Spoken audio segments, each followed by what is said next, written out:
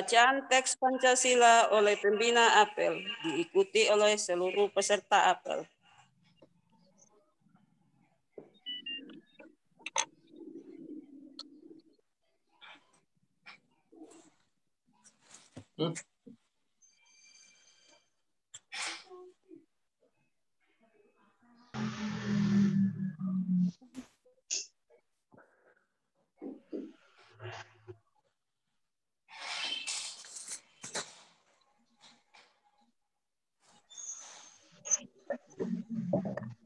Pancasila.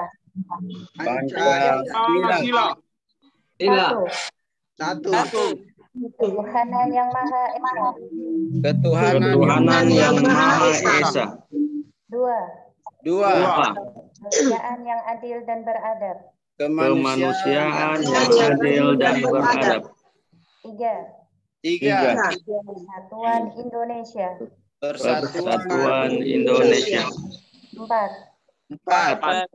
Kerakyatan yang dipimpin oleh hikmat kebijaksanaan.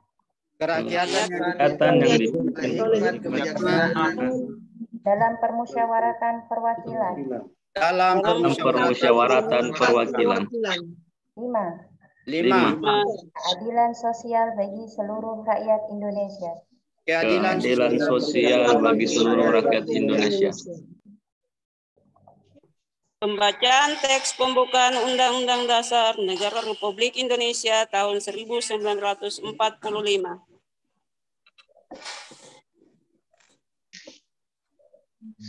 Undang-Undang Dasar Negara Republik Pembukaan bahwa sesungguhnya kemerdekaan itu ialah hak segala bangsa dan kalau segala bangsa maka pilihannya dihapuskan karena tidak ini dan perjuangan kemerdekaan Indonesia telah sampai yang berbahagia dan telah selamat sampai menyatakan rakyat Indonesia keluar pintu gerbang kemerdekaan negara Indonesia yang merdeka, bersatu, berdaulat, dan makmur.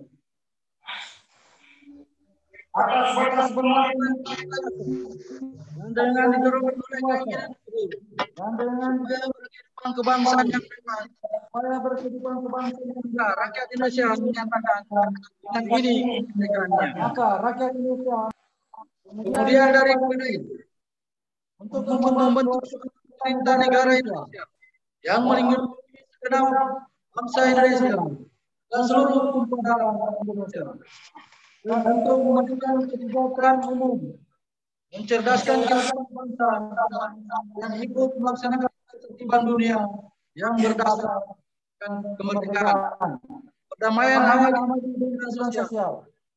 Maka disusun kemerdekaan kebangsaan Indonesia itu dalam suatu undang-undang dasar negara Indonesia yang terbentuk dalam suatu susunan negara Republik Indonesia yang berkedaulatan rakyat dengan berdasar kepada ketuhanan yang Maha Esa, kemanusiaan yang adil dan beradab, persatuan Indonesia, dan kerakyatan yang dipimpin oleh hikmat kebijaksanaan dalam permusyawaratan perwakilan, serta dengan mewujudkan suatu keadilan sosial bagi seluruh rakyat Indonesia.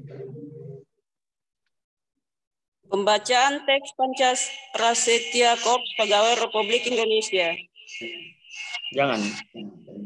Begitu saja. Panca Prasetya Korps Pegawai Republik Indonesia.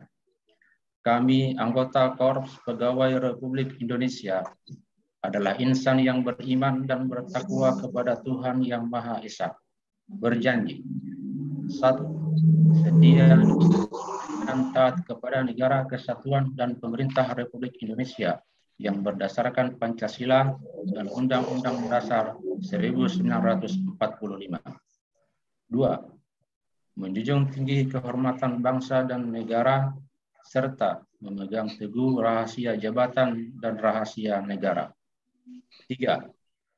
Mengutamakan kepentingan negara dan masyarakat di atas kepentingan pribadi dan golongan. 4. memelihara persatuan dan kesatuan bangsa, serta kesetiakawanan Korps Pegawai Republik Indonesia. 5. Menegakkan kejujuran, keadilan, dan disiplin, serta meningkatkan kesejahteraan dan profesionalisme. Amanat pembina apel, peserta apel disilakan duduk kembali.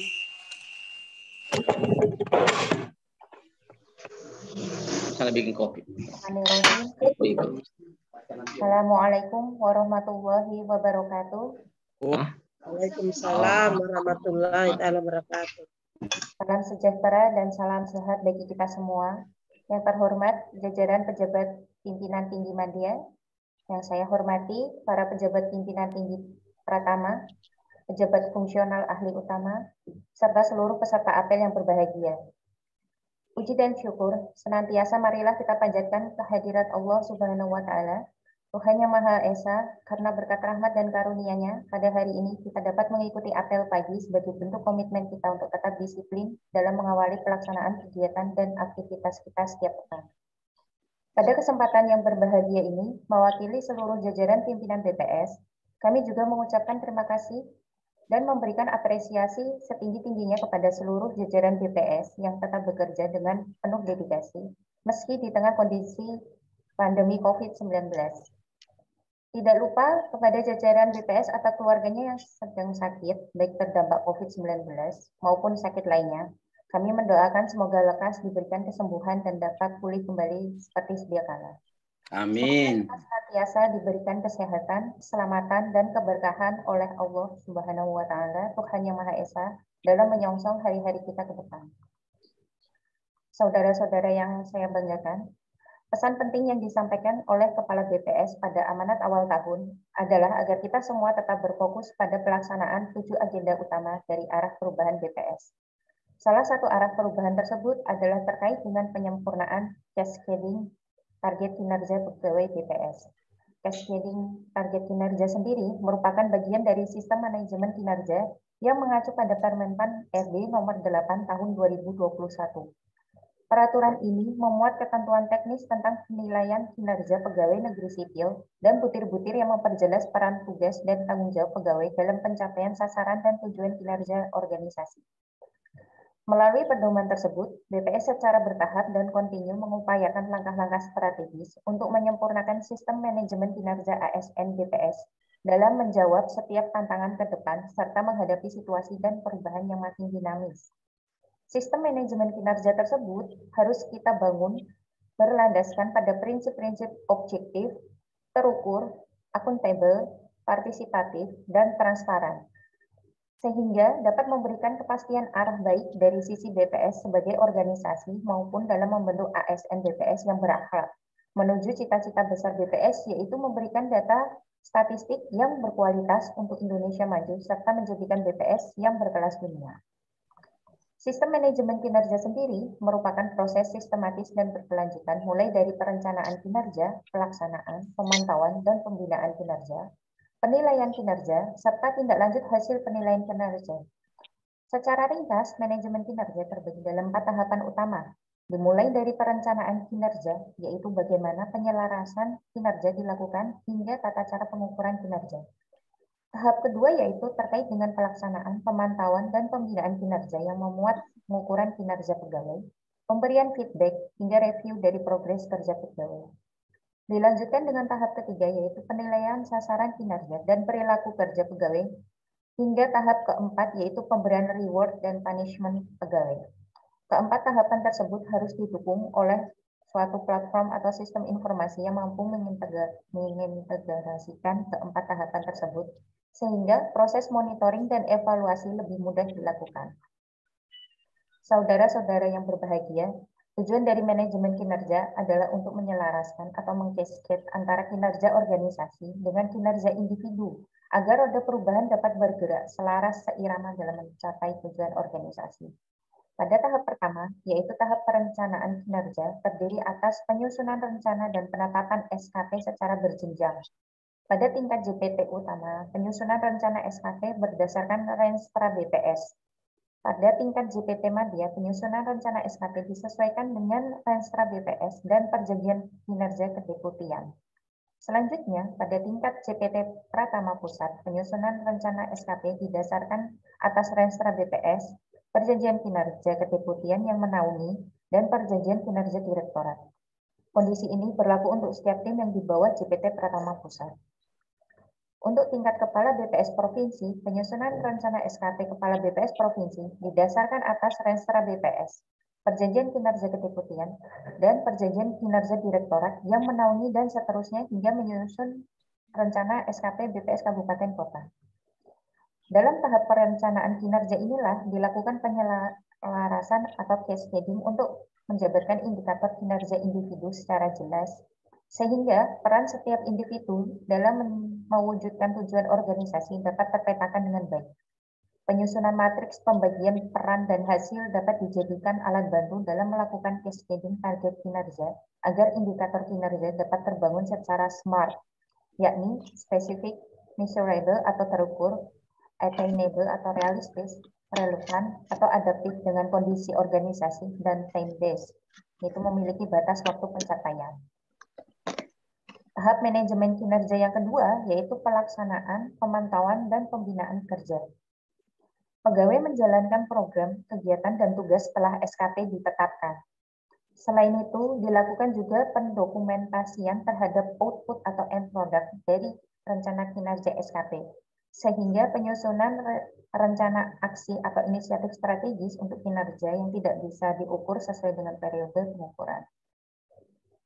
Untuk pemantauan kinerja dilakukan dengan mengamati kemajuan pencapaian target kinerja yang terdapat dalam SKP, dan juga melakukan tindak lanjut dari hasil pemantauan kinerja dalam bentuk rekomendasi perubahan SKP, bimbingan kinerja, konseling kinerja. Untuk pembinaan kinerja difokuskan pada pegawai yang memiliki permasalahan pada perilaku kerja yang dapat mempengaruhi pencapaian target kinerja organisasi. Lebih lanjut, salah satu kunci sukses yang dilakukan dalam tahap ini adalah dengan melakukan dialog kinerja. Dialog kinerja merupakan proses saling memberikan masukan, saling mendengar, berbagi, dan saling berusaha memahami serta mendapatkan kesepakatan atas jalan keluar terhadap masalah yang dihadapi atau peluang perbaikan yang dapat dilakukan. Dalam praktek dialog kerja, atasan atau ketua tim harus meluangkan waktu dan tempatnya untuk memberikan coaching ke anggota timnya. Individu dan tim pun harus mengambil tanggung jawab dan berkomitmen secara penuh dalam memantau dan mengelola kinerja mereka masing-masing terhadap sasaran, ukuran, dan target yang disepakati dan ditepati.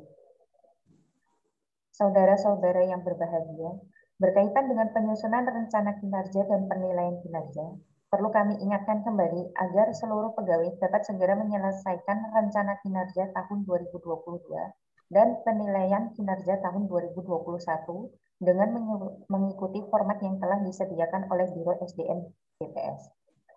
Seyogyanya, proses penilaian kinerja pegawai dilakukan pada akhir Desember 2021 dan selesai pada Januari tahun berikutnya. Selanjutnya, laporan tersebut dapat diserahkan kepada pengelola kinerja atau tim pengelola kinerja.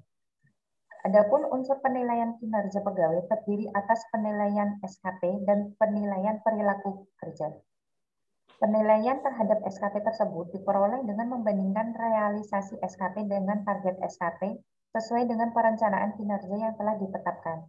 Sedangkan nilai perilaku kerja diperoleh dengan membandingkan standar perilaku kerja dengan penilaian perilaku kerja dalam jabatan. Selain itu, penilaian kinerja juga mengakomodir penilaian terhadap gagasan atau ide yang disampaikan dan dilaksanakan oleh individu maupun tim di dalam unit kerja. Hal ini sekaligus menjadi penegasan bahwa bekerja tidak lagi sebatas mengerjakan aktivitas rutin, tetapi perlu memberikan aspek kreativitas dan juga inovasi. Selanjutnya, dalam penilaian kinerja saat ini juga mencakup penilaian bagi para pegawai yang tengah menempuh tugas belajar.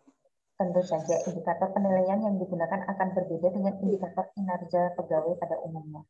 Dalam hal ini, indikator untuk pegawai tugas belajar yang dimaksud adalah capaian akademik pegawai selama mengikuti tugas belajar yang diukur melalui indeks prestasi yang diperoleh serta ketepatan waktu lulus. Terkait dengan kelengkapan administrasi dari penilaian kinerja tersebut, terdapat beberapa hal yang perlu disiapkan oleh setiap pegawai, mulai dari dokumen penilaian SKP hingga dokumen penilaian perilaku kerja. Hasil akhir dari penilaian tersebut akan diperoleh nilai kinerja yang terkategorikan dalam 5 predikat, yaitu sangat baik, baik, cukup, kurang, dan sangat kurang.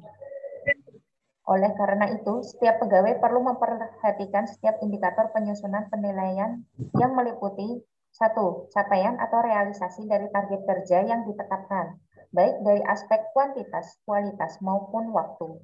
2. Perilaku keseharian dalam bekerja, baik dari sisi orientasi pelayanan, inisiatif kerja, komitmen, kerjasama, dan kepemimpinan. Saudara-saudara peserta apel yang saya hormati, sebagai tindak lanjut, hasil dari penilaian kinerja pegawai dapat digunakan untuk berbagai keperluan, mulai dari pemberian reward hingga punishment. Dalam hal pengembangan karir, hasil dari penilaian kinerja dapat dimanfaatkan sebagai dasar dalam penentuan mutasi, promosi, dan pengembangan kompetensi seorang pegawai. Adapun implementasinya dalam manajemen talenta, pegawai yang berhasil memperoleh predikat kinerja sangat baik akan diprioritaskan untuk talent pool, yang merupakan program kelompok rencana suksesi prioritas untuk pengembangan kompetensi. Pegawai tersebut merupakan pegawai yang kompeten dan layak menjadi kandidat dalam pengisian jabatan-jabatan strategis di organisasi. Selanjutnya, penghargaan bagi para pegawai dengan predikat kerja baik akan diprioritaskan untuk pengembangan kompetensi guna mendorong peningkatan kapabilitas diri untuk menunjang jenjang karir di masa depan. Berikutnya, terkait dengan pembayaran tunjangan kinerja dan pemberian penghargaan, juga perlu memperhatikan objektivitas dan transparansi. Hal itu dapat dilakukan dengan memperhatikan beban kerja dan capaian kerja masing-masing pegawai sebagaimana tertuang dalam laporan kinerja yang telah disusun. Terakhir, hasil penilaian kinerja juga berfungsi sebagai dasar pemberian sanksi bagi seorang pegawai. Dalam hal capaian kinerja yang kurang memuaskan, yaitu perolehan predikat kerja cukup atau kurang atau sangat kurang, perlu dilakukan pembinaan untuk memperbaiki capaian kinerja hingga 6 bulan ke depan. Ketidakmampuan pegawai untuk memperbaiki kinerja ke predikat baik, maka akan diberikan sanksi sesuai dengan ketentuan peraturan perundang-undangan. Saudara-saudara peserta apel yang berbahagia, sebagai penutup, saya mengajak kepada seluruh pegawai BPS agar bekerja tidak hanya terpaku pada rutinitas semata, tetapi juga perlu memberikan nilai tambah dengan memperhatikan aspek hasil dan manfaat yang kita lakukan. Yakinlah bahwa sekecil apapun kontribusi yang kita berikan kepada BPS, akan menjadi bagian dari sejarah kemajuan BPS dan insya Allah akan menjadi ladang amal yang bernilai ibadah bagi kita semua. Bersama, mari kita berkarya dan menjadi bagian untuk BPS yang berkelas dunia atau World Class National Statistical Office atau NSO.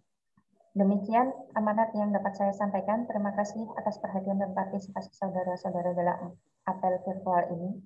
Terima kasih juga kepada seluruh panitia yang telah mempersiapkan dan menyelenggarakan apel pagi ini dengan sangat baik. Semoga Allah Subhanahu wa Ta'ala senantiasa memberikan kesehatan dan perlindungan kepada kita semua.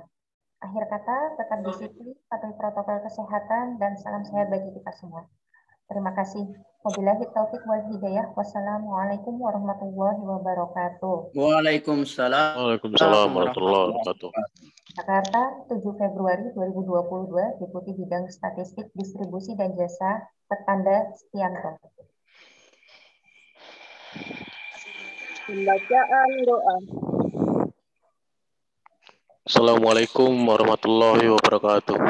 Waalaikumsalam warahmatullahi wabarakatuh. A'udzu billahi minasyaitonir rajim. Bismillahirrahmanirrahim. Bismillahilladzi la yadurru ma asmi syai'un fil ardi wala fis samawati wa huwas samiul alim.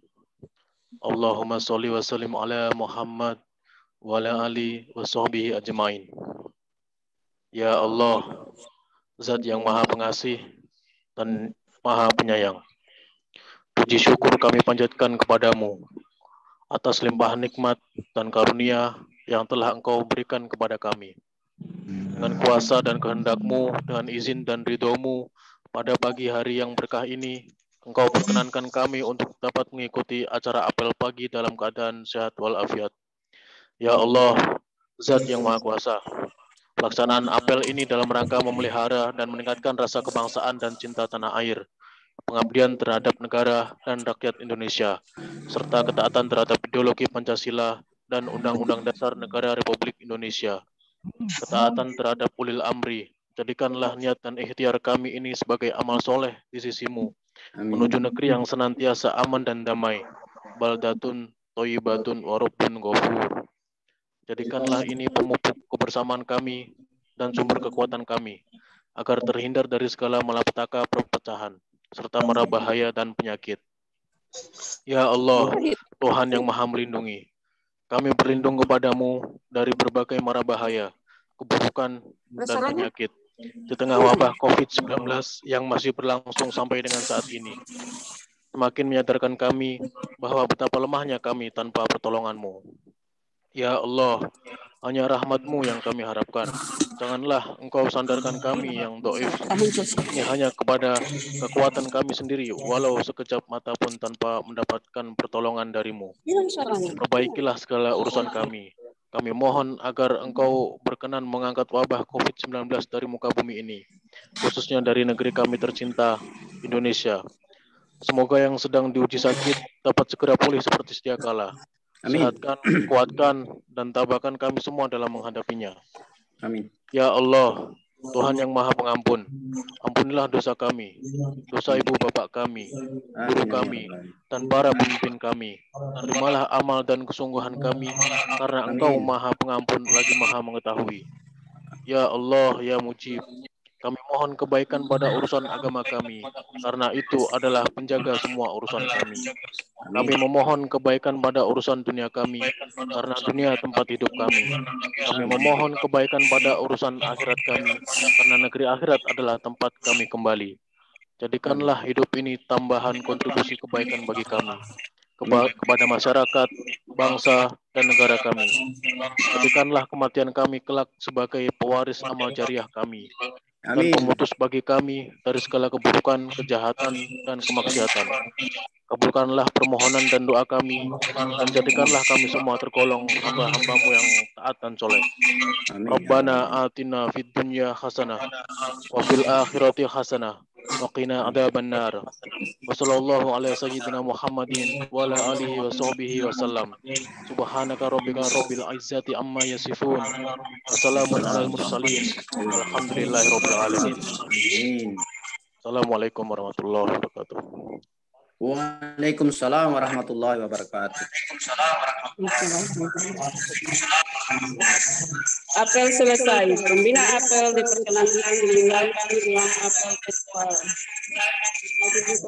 Bapak Ibu peserta apel diperkenankan Ada panggilan dari grup. Siapa yang memanggil? Salam sehat selalu. Salam sehat selalu. Kembali.